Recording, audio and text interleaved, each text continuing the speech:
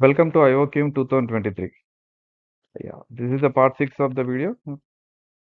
So this video will look at questions 28, 29, 30. That's the last three questions, which you are carrying 5 marks each.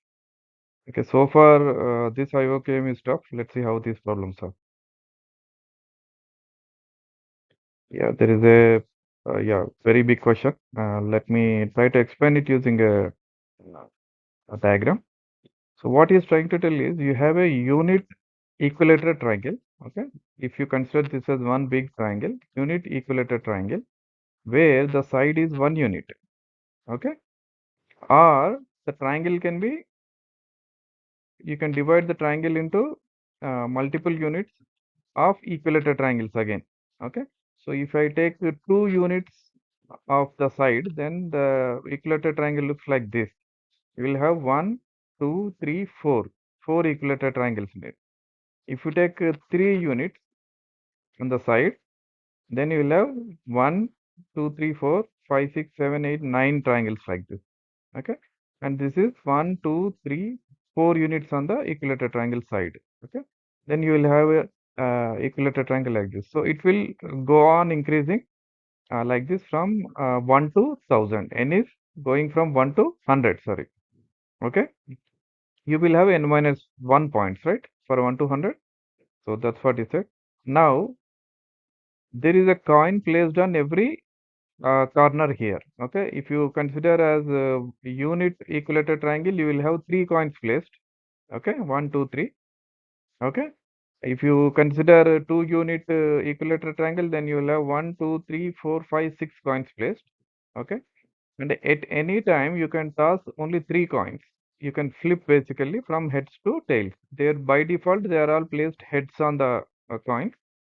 You can flip 3 coins, and the three should belong to one equilateral triangle. You cannot have 1, 2, 3. These 3 coins you cannot flip. Okay, you can flip these three, you can flip these three, you can flip these three, you can flip these three. Okay, or these three like this. Of a equilateral triangle only you can flip, not the other one. Okay, now the question is, if you flip 3 coins at a time, how many triangles are there from n equal to 1 to 100, which will change, which you can change from all heads to all tails. Okay, let's understand with the example. For n equal to 1, the triangle initially looks like this, right? 3 coins are placed all h. I have to flip 3 coins at a time, right? So all the three I will flip, all three will become tails. So this is a possible condition, correct? Okay, now just note down the number of nodes where coins are placed are 3. There are 3 coins placed in this case. Okay, now next, for n equal to 2, okay, you have 1, 2, 3, 4, 5, 6 coins placed. Okay, and in the first iteration you will flip the top 3 coins, so all three become tails. Okay, now second you will flip these three. Okay, so it has become h, tail has become h, and 2 heads become tails. Okay, now you flip these three, basically tail heads here, so it will become heads tail. Okay, and obviously these three are one triangle, so I will flip them in the last center one, and it will become all tails. So this is also a possible condition, correct? Now just note down the number of nodes here are 6. Okay, previously it is 3, now it is 6. Okay, now let's see what will happen to n equal to 3. Okay, for n equal to 3, if you try to do the same thing, you cannot get all tails. Okay, flip 3 coins at a time. This is n equal to 2, and you added 1, 2, 3, 4 coins extra. Okay, that is 10 coins, right? And you cannot get all tails. Okay, so this is not a possible condition, possible case basically. And note down the number of nodes here are 10. Okay, so if you, from these three observations, what we can understand is, okay,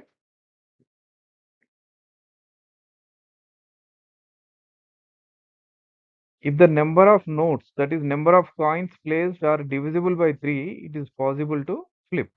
Obviously you are flipping 3 coins at a time. correct? If the number of coins are divisible by 3, you can definitely flip them from heads to tails, right? So that is the logic here. Okay. So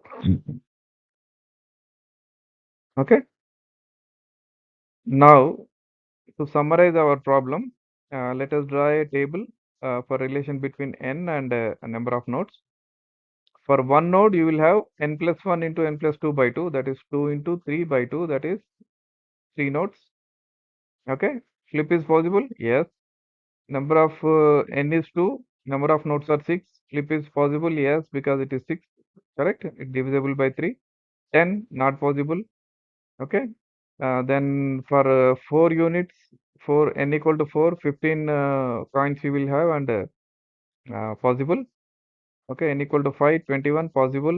Okay, like this you can build a table easily. Okay. So obviously you can easily count them wherever S is there, that is the answer. How many S are there? That's the answer. But to understand it easily, from 1 to 100 basically you are trying to find out which are divisible by 3. Correct? So which are not divisible by 3 are one third, obviously. So 100 by 3, 33 are not divisible by 3. So 67 are divisible by 3. So 67 is your answer. Okay. So 67 possible triangles you can make from n equal to 1 to 100. Thank you. Okay, next. A positive integer n greater than 1 is called beautiful if n can be written in one way and only one way, as n equal to a plus a1 plus a2 plus a3 up to ak equal to a1 into a2 into dash dash dash up to ak. Okay, for some positive integers a1 to ak where k is greater than 1 and a1 is greater than or equal to a2 greater than or equal to next up to ak. Okay, let's see some example. uh, 6 is called beautiful here since 6 is equal to 3 into 2 into 1, also 3 plus 2 plus 1. Okay, and this is a unique way. You don't have any other way you can write it. So 6 is beautiful. But 8 is not beautiful because 8 has two different ways of writing. 4 plus 2 plus 1 plus 1, which is equal to 4 into 2 into 1 into 1, as well as 8 equal to 2 plus 2 plus 2 plus 1 plus 1 equal to 2 into 2 into 2 into 1 into 1. Okay. So since there are two ways of writing the 8, it is not unique. So it's not beautiful. Okay. So the question is find the largest beautiful number less than 90, 100. Okay. So we understood the problem. Okay. This is 6 is beautiful and 8 is not beautiful. So from 8 we understand that if it is a composite number, okay, if the divisors are composite, then uh, you cannot it cannot be beautiful number because you have two different ways of writing that same. Okay. Okay, the number which is product of composite numbers are not part of beautiful numbers, and also if it is a prime number. Okay, if it is a prime number. Okay, prime number means 7. 7 equal to 7 into 1. But how can you write 7 plus 1? Can you write? No, not possible, right? So primes also not part of beautiful numbers. Okay. So rule 1 is beautiful number equal to product of primes into several one digits. Okay. If you see 6, 3 and 2 are primes actually. Okay. You can add as many number of ones as you want. Okay. So our task has reduced very easy actually. Our task is very easy now. Okay. Our task is just to find, starting from 100, a number whose divisors are primes basically. Okay, that's all we need to find. Okay, so start checking from 99 and below. 99 equal to 11 into 9, but 9 is a composite number, so it's not beautiful. 98 definitely not. 49 is a composite number. 97 is a prime, so it's not beautiful. 96, 48, so it's not beautiful. 95 equal to 19 into 5, both are prime. Okay, so This is a beautiful number. Okay. So 95 can be written as 19 into 5 into 1 into 1 into 1 71 times plus that is equal to 19 plus 5 plus 1 plus 1 plus 1 71 times. So you will get 95 in both ways. So this is the largest beautiful number less than 100. So answer is 95. Okay. I think after a long series of questions, we saw a moderate question here, which looks easy in this IOQM 2023. Let's see next.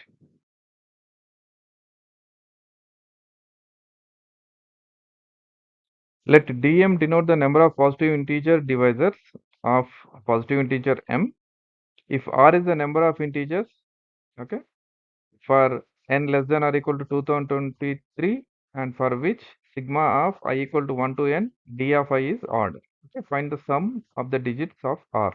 Okay, so let's leave this find the sum of digits of r apart. We need to first find r.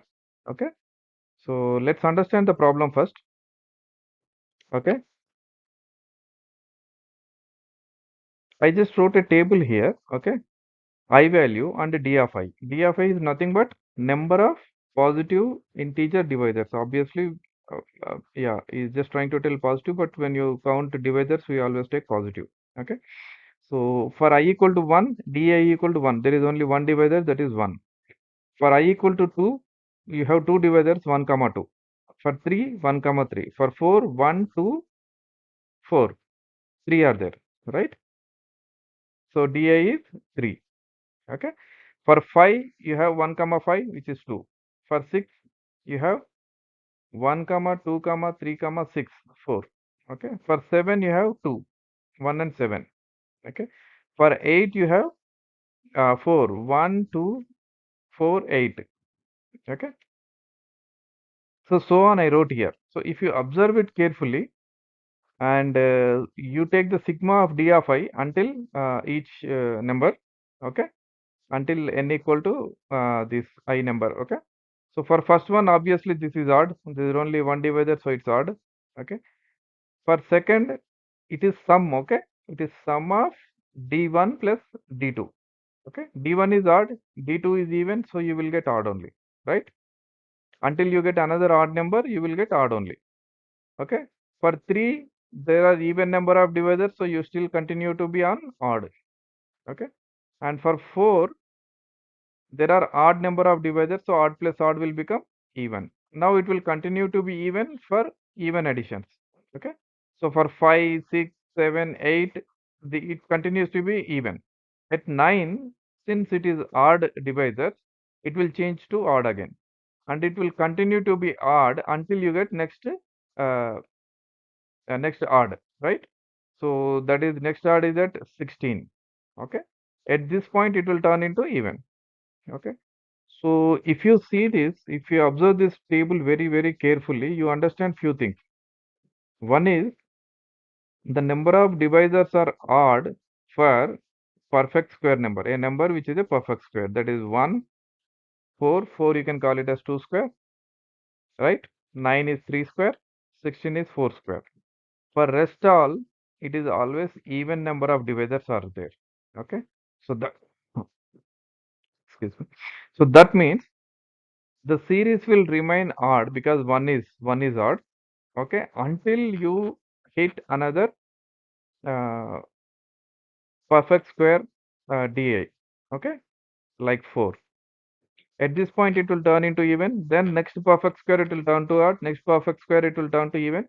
So on up to 2023. This is what happens. When 2023 is, where is it? 44 square, between 44 square and 45 square, 2023 is there. So do we need to worry about both up to 45 square, or we need to just worry about 44 square? Let's see. If you see here, 1 is a odd prime. Okay, if you call it a prime, sorry, if you call it a perfect square, odd perfect square, which is odd. 4 is 2 square, right? Correct. At 2 square, it has changed to even, and at 3 square, it has changed to odd. So every odd square, basically, it is odd. Okay. So 44 square will be, it will change to even. correct? As per this, at 4 and 16 it is changed to even. So 44 also it will change to even because 44 is a even, correct? So 44 square to 45 square or up to 2023 we can ignore because they are all even, right? Now the question is very simple. The question is how many are odd basically. That's the question. You simply make the table and count them. That is one way. Okay. But that like you have to go up to 1936. So which is not an easy task. So other one is if you see carefully. Okay. If you observe carefully, 4 minus 1. Okay.